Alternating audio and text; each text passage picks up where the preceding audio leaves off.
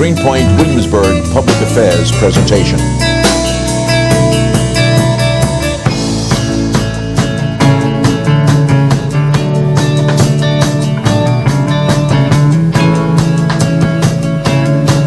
This is Neighborhoods Today.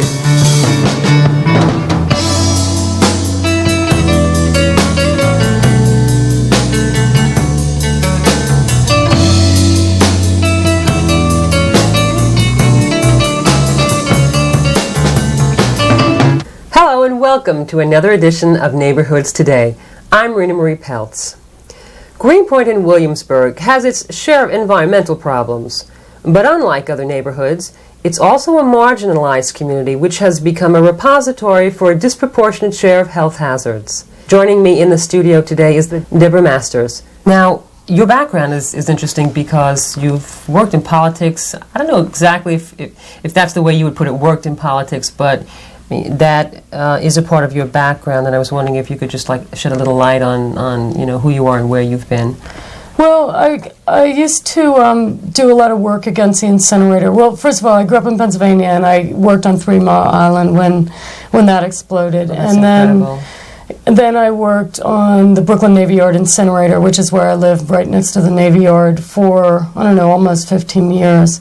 And I worked with NYPIRG, and I worked on a community level in Fort Greene, in Williamsburg, in my neighborhood, which is the other side of Vinegar Hill.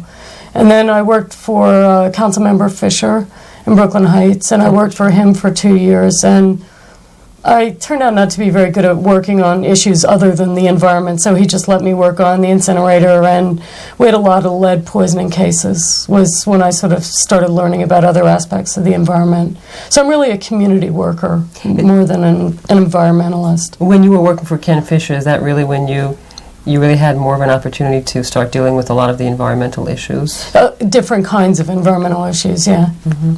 And in terms of a lot of the city organizations that you have to deal with on a day-to-day basis, how important is it to have a good working relationship with these agencies, and which agencies in particular do you have a tendency to deal with? I really couldn't do this job if I didn't have a working knowledge of the agencies and the personnel in them. It really takes a long time to build up those kind of personal relationships, and fortunately I did that while working with Councilmember Fisher. I guess DEP, and what DEP stands for Department of Environmental Protection, Department of Sanitation is DOS, Department of Health, Department of Environmental Conservation is the State Environmental Protection Department. Mm-hmm. Those are the agencies I work with the most, I think. Mm-hmm. But also, like the Parks Department, if we had a case where there's a lead debris had fallen on a playground, and it was great that I knew the Brooklyn Commissioner because we got the playground cleaned off rapidly. And, a lot of DOT I work with a lot. Mm-hmm. Traffic. So very comprehensive, yes. The relationship you have with these people and it gives agencies. You some flexibility, Very important. Flexibility yes. is always really very important. And I think one of the other things about the Greenpoint Williamsburg area, Deborah, is that it's such a mixed, what's called, I guess, a mixed zone area. Mm-hmm. And I think it's important for you to talk a little bit about mixed zoning and some of the I don't know, how would you call it? I believe there's mixed zone, like M3 zoning, and exactly what that means, and especially what it means for people living in the community. Well, in this neighborhood, it's a pretty confusing situation. The zoning, M3 zoning means heavy industry, the heaviest kind of industry. They're allowed to do anything you can do in New York City in M3. M1, M2 is more mixed use, so you might have residences interspersed with businesses, but the district is so small that, if you have heavy industry at the end of one block, you might have residences in the middle of the block, and as a result, you have a community which is really inundated with chemical pollution. Now, that would obviously be the situation for Greenpoint Williamsburg. Right. There is such I guess, a potpourri, if you will, of mixed zoning in this area. Is that Mm-hmm. true? Yes. In terms of what the area is surrounded by, some of the industry is really extremely toxic and environmentally unsafe. Can you list off for us maybe the top 5 areas or situations or issues that really are the most pressing in the community? In the community, Limited yes. to 5, that's hard. Well, I think the thing that annoys people the most is maybe the mobile oil spill. Then there's Newtown Creek sewage treatment plant, which burdens really the Greenpoint community. We've got 28 transfer stations in this district, which is a third of New York City's. That's where they transfer garbage, which is called putrescible waste, and it can be anything from metal to recycled materials to plasterboard that's broken up. Then there's a third of the city's chemical industry is in this district, which is divided into toxic release inventory facilities, which are federally registered facilities, and then there are 220 right-to-know facilities, which are city registered, but it doesn't mean they're less bad than the TRIs. There's the largest oil spill in the United States under the mobile oil spill under Greenpoint, and then you've got everything that's associated with industry, which is those heavy truck routes which go right through these residential neighborhoods, and the BQE divides the district in half. So it's a lot. So all this and more in this very small 4.8 mile. Right. Technically, that Greenpoint, Williamsburg is approximately 4.8 miles. Square miles, Square miles. Yeah. Pretty scary. Do you think it's ironic that much of the community is working class people, and that other sections of the area are very low income families? Yeah, it's a real environmental justice community, which normally refers to people of color. In this instance, though, there are an awful lot of immigrants, Polish and Italian, and immigrants as well as people of color. There are a lot of residents here who come from the islands, from Central America, from Mexico. And I think the average mean income in the district is $11,700 per household, and many of these households have 7 to 15 people. Exactly. Half the households have that many people in them. So it's really not a wealthy community at all. I think one of the other interesting questions would be how does the community become so inundated with all of this stuff?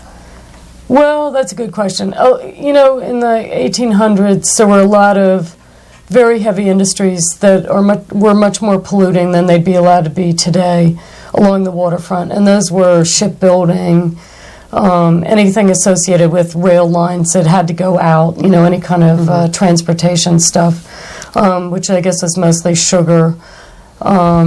There were ceramic and glass industries were hideously polluting, so there's a lot of cyanide, PCBs, that sort of thing in the soil along the waterfronts. And then, there were industries which would not be allowed in the zoning that they operate in today, but since they opened earlier in the 1900s, before the zoning was created, they were all grandfathered in. And these people have coexisted with these industries since Greenpoint was a community. It's always been this way. And I guess as with so many other situations, it isn't until someone turns around and says stop. Right. Or wait a minute, we need to take a look at this. Just because it's been like this doesn't mean that this is the way it should be. Right.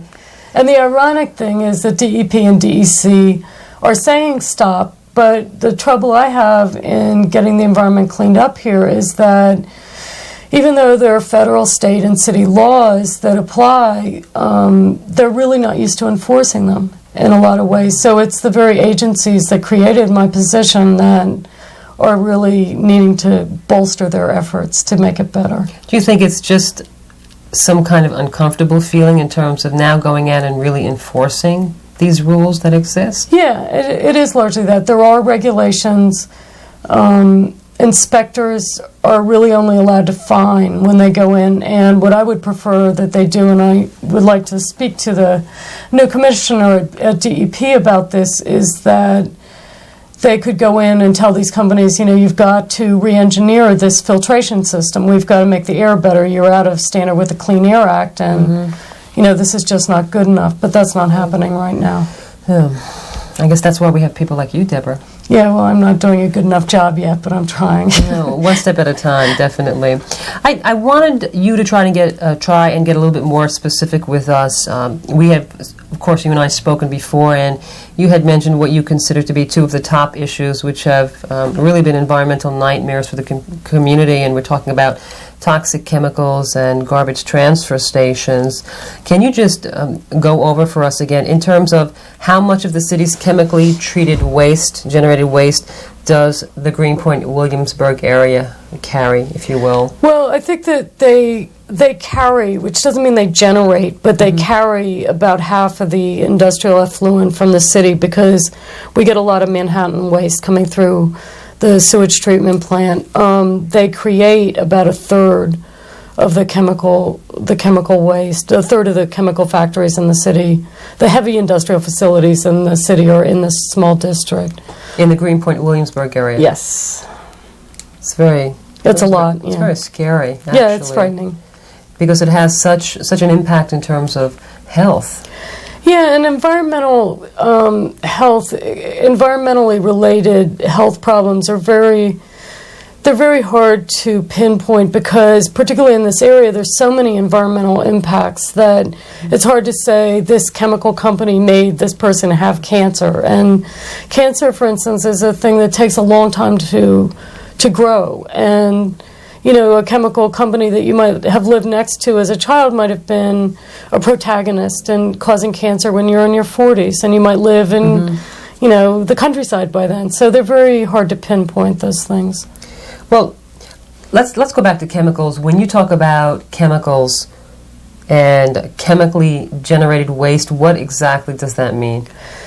Well, chemicals, when they're used, can evaporate from their containers. In the metal plating industry, for instance, they dip pieces of metal from one vat, and then they have it on a line, and it moves across to another vat.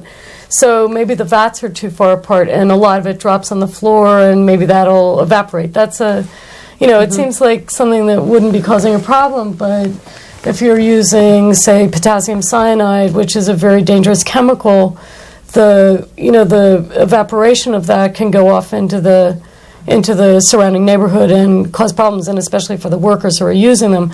Most emissions, though, are created by a process that is vented through a stack and goes directly to the outside. So they probably have a fan system which pushes it out.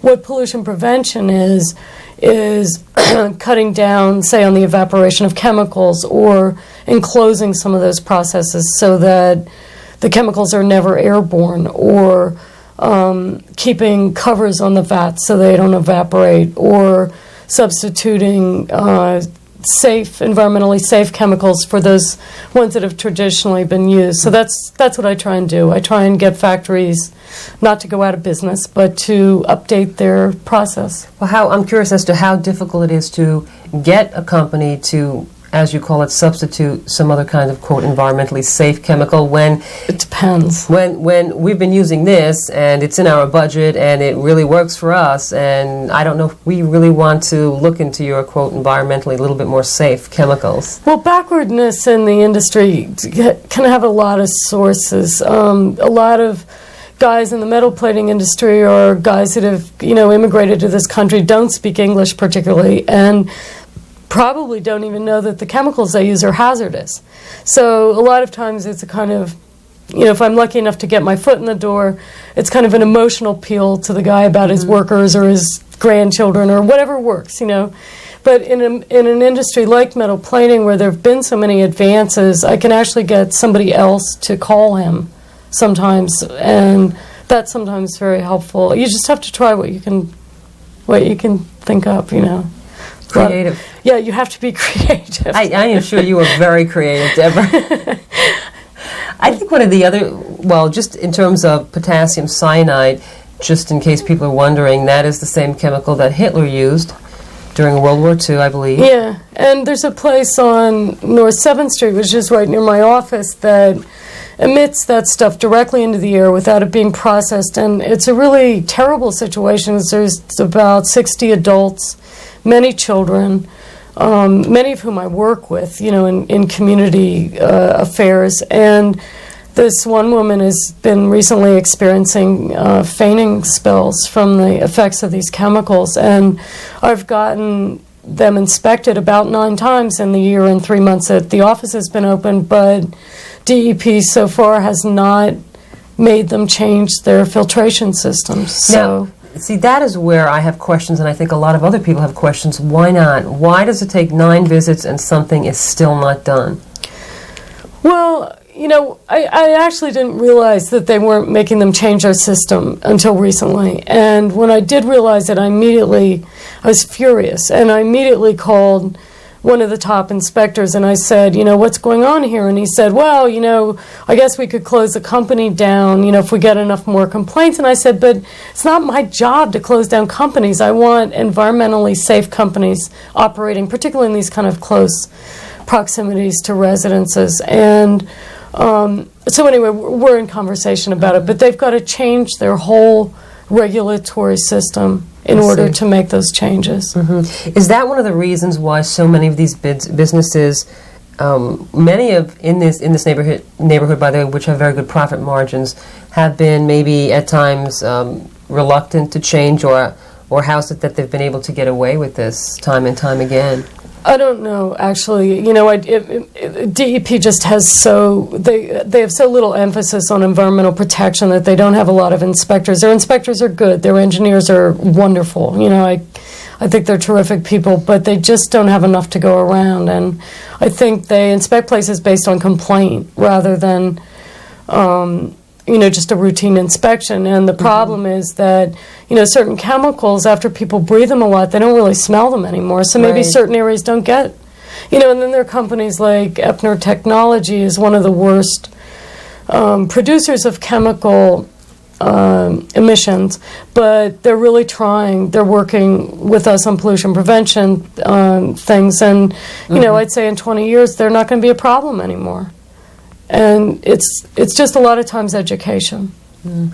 Well, how then do you begin to go about effecting some kind of change and maybe finding some kind of starting point or midpoint with a lot of these companies and a lot of the residents who are maybe complaining about situations? Well, the ideal solution in all these situations is to get a good neighbor agreement, which is a legal agreement between the community and the company. And it takes a different form every time one is made, but they're rarely made. And, it's what I strive to accomplish. But aside from that, if a company is not open to,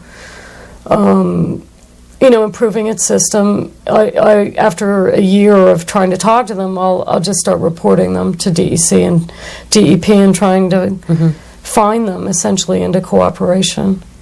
What about some of our politicians? Do you feel that our local politicians or just generally have some kind of moral obligation to really, delve into this, look at this, and not only look into it, but deal with the issues? Yeah, we have very good politicians. There's not a single person in this district that I could name that is not interested in bettering the air here. It's really a lot of times a matter of education. They don't know very much about it. I didn't know anything about it when I started working for Councilmember Fisher, and it's really something that requires a great deal of public education among the local officials also. They try and help when I call. Mm-hmm. I would assume that when you call, a lot of people do take your phone calls, huh? Well, I'm always wondering when they'll stop, but so far they don't. Knock on wood. Knock on wood. Definitely not yet. I think one of the other points in terms of what you do is that you really are here really to try and also protect jobs and the rights of industries. As you said before, you're not here to really try and close industries down, but you're here to say, we need to change this. There's some kind of situation going on, and it really is environmentally pretty hazardous. Mm-hmm. Yeah, and I say to them that we're trying to look for an environmental balance in the community. One of the greatest things my project has is a GIS computer, and we're working, Hunter College has been contracted to work on a BAIL project for us, which is a baseline aggregate environmental I need to ask you what GIS stands for. Oh, sorry. It's a Geographic Information System, which is contained in the computer. Mm-hmm. And it makes mapping of streets and truck routes and with that data, you can compare things like cases of asthma, cancer rates. You can locate transfer stations. So then, would the GIS, in essence, help you be able to really kind of pinpoint? Oh, absolutely. Because I'm not here to accuse people or create problems for politicians or anything like that. I'm here to be an informational source. So if I can create a picture which, without doubt, shows that cases of asthma conglomerate along truck routes, then we can say to the mayor, this is a definite thing. Here are all these cases of asthma and the particulate matter from these roadways. We have to deal with that. And pictures are very strong. Visuals are always really important. But the BAIL project will create a map just of Greenpoint, Williamsburg, which will show where the most toxic areas in this district are. And once that is complete, which will be in October or November, the first section of it will be completed at that point. We will be able to go into those areas and say to the companies whose dispersion models we've used to create the maps that this is a real problem and we've got to get rid of like 100 pounds of ammonia a year. And we'll approach on the chemical rather than the company at that point. That in itself, I think, is a very interesting issue in lieu of supposed, quote, building along the waterfront area, but that's another interview, I think, Deborah. And I'm also curious as to what happens when a company just is not interested in talking with you and just is not interested in making any kind of changes, especially when they're in a position where they really need to maybe make some changes or need to be speaking with someone like you. Well, I mean, I hate to say it, but a lot of times I have to resort to press coverage of a situation. I have a company that's a plastics company that has been operating since 1960, and a senior center was recently built next to it. And, I've called DEP thousands of times, and I've called DEC about it, and I'm really, really frustrated because these seniors who are low-income individuals waited a long time to get into this, sort of palatial building, which is absolutely wonderful. They do not deserve to spend their last years getting poisoned by a plastics factory, which is using plastics resins and trichloroethylene and, compounds like toluene, and mercury is used in a factory on the other side of the plastics factory.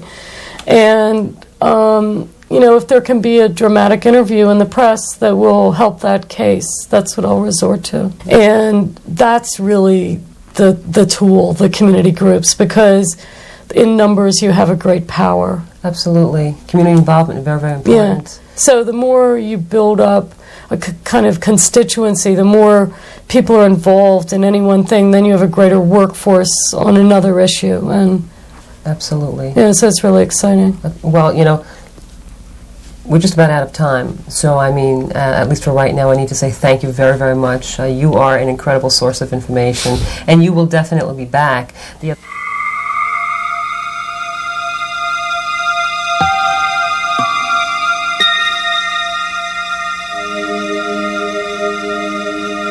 For me, the wilderness is a place to practice my art, as it always has been for photographers, painters, and writers. For a scientist, it may be a place to seek the origins of life or find ways to save lives with cures for old and new diseases.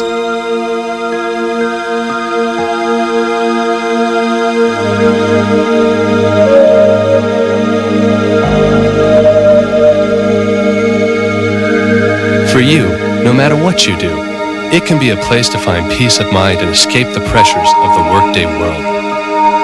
Unspoiled nature is an essential part of civilized life.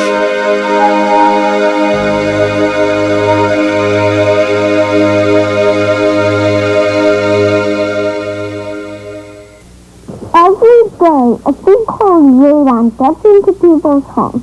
You can't see it or smell it. When people keep breathing it, they could get lung cancer and die. The thing is, once the radon levels can be fixed. And it's real easy to find out if you have radon in your home. A lot easier to wear when it's breathed. Call or test your home today. We're out of time. Thank you so much for joining us. Hope to see you again next time on Neighborhoods Today.